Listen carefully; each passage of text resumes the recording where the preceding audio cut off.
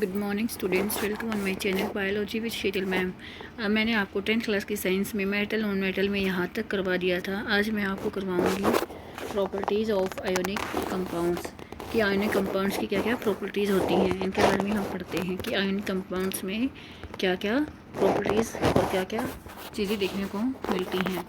Physical nature, ionic compound का physical nature कैसा होता है। Ionic compounds are solid and और सम वॉट हार्ड। जो आयोनिक कंपाउंड्स होते हैं वे सॉलिड होते हैं और क्या होते हैं, हार्ड होते हैं। Because of the strong force of attraction, क्योंकि उनके बीच में जो फोर्स ऑफ अट्रैक्शन होती है वो स्ट्रॉन्ग होती है। Between the positive and negative ions, कहाँ पर होती है, जो एक पॉजिटिव और नेगेटिव आयंस के बीच में जो फोर्स ऑफ अट्रैक्शन होती है वो स्ट्रॉन्ग होती है।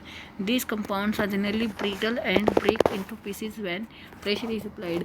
क्या होता है, जब इन आयंस के ऊपर हम इन कंपाउंड्स के ऊपर जब हम प्रेशर डालते हैं तो ये ब्रोकन हो जाते हैं, टूट जाते हैं। ऐसे कंपाउंड होते हैं कि जब प्रेशर वगैरह डाल दिया जाता है तो ये ब्रेक डाउन हो जाते हैं।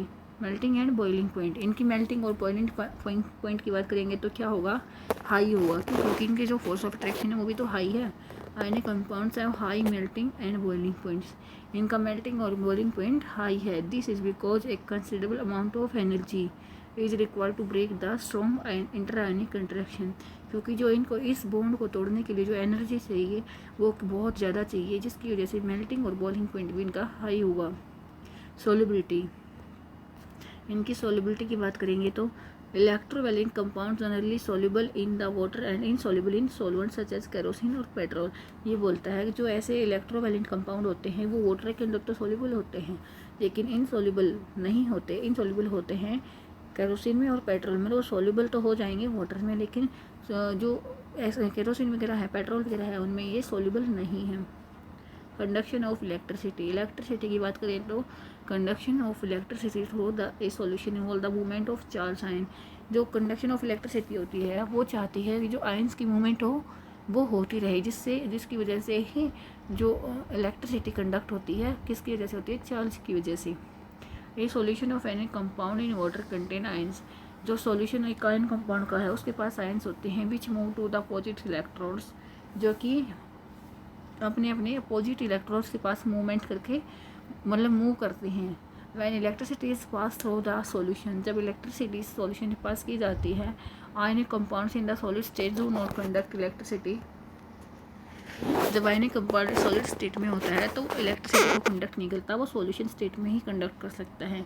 बिकॉज क्योंकि जो movement of the ions in solid state is not possible. जो सॉलिड स्टेट में मूवमेंट होगी ना, सॉलिड स्टेट होगा उसमें जो आयंस की मूवमेंट होगी ही नहीं, क्योंकि फोर्स ऑफ अट्रैक्शन ज़्यादा होता है ड्यू टू रिजिड स्ट्रक्चर भी रिजिड होता है।